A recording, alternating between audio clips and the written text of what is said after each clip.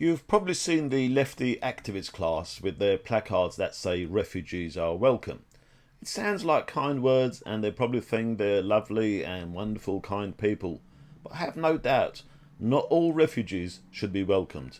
And one such case is this 42-year-old Egyptian asylum seeker. Stay with me to find out the catastrophic consequences of welcoming him as a refugee.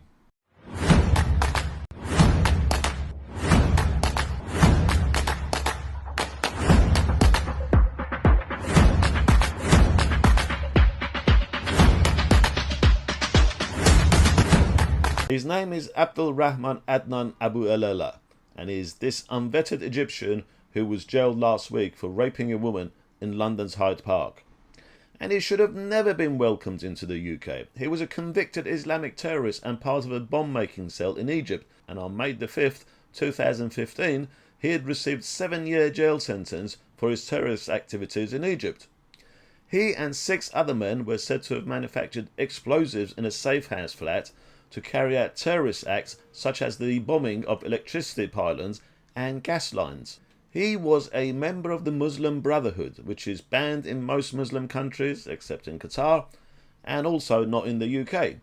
In fact, the UK government seems to have a soft spot for the Muslim Brotherhood, a long relationship that goes back to the days of the Suez Canal crisis and when Britain backed the Muslim Brotherhood against Egypt's secular dictator Jamal Abdel Nasser. So, going back to this Abouelela character, what did he do when he was sentenced in Egypt for making explosives? He thought he would escape and come to the UK, where he'd be welcomed with open arms and put in a 4-star Hilton Hotel in Ealing, and that's exactly what happened.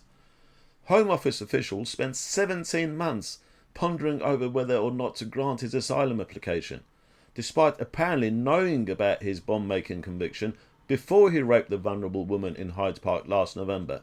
Now, he should face automatic deportation under the UK Borders Act 2007 after serving his sentence for rape, but the likelihood from past cases is he could potentially manage to stay if he launches a successful legal appeal on the grounds that deportation would breach his human rights under the European Convention on Human Rights or the UK's obligations under the Refugee Convention. And while it's good news that he is jailed for what he did, but I think those at the Home Office who were reviewing his case should also face consequences.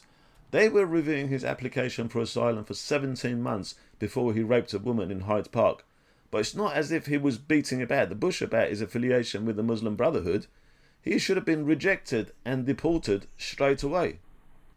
Let me know what you think. Should this Egyptian terrorist been welcomed into Britain and put up in a 4-star hotel? And should the Home Office staff who were reviewing his case face consequences too? Let me know in the comments, and if you like this video, don't forget to like, share and subscribe if you haven't, to support this channel.